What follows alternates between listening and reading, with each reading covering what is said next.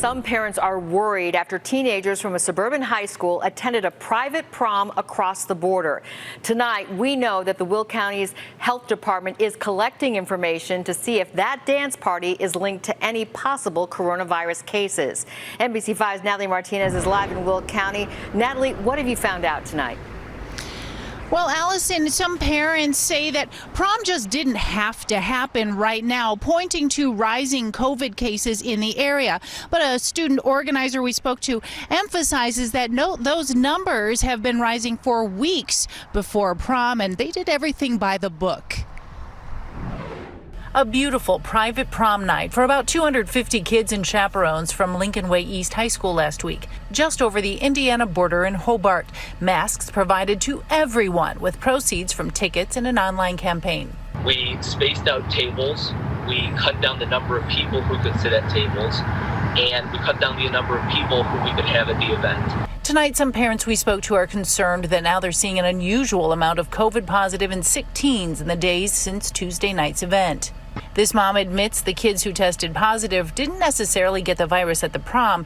She notes they potentially affected others, though, by being there, and that it affects businesses who rely on now quarantined teens.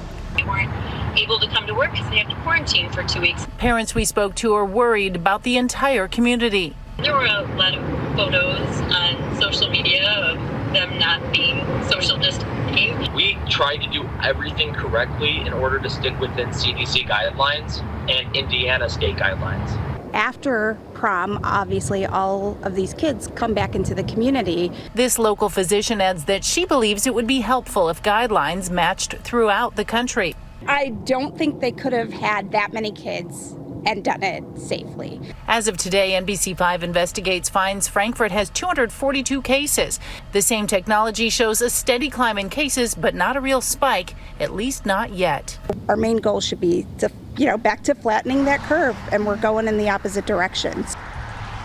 The Will County Health Department confirms with me that they are looking into it and that they are still collecting information. In fact, tonight I spoke with the event planner earlier today at that Indiana venue. They did not call us back with comment or email us either. We are live in Will County. Natalie Martinez, NBC5 News. And Natalie, 4th of July.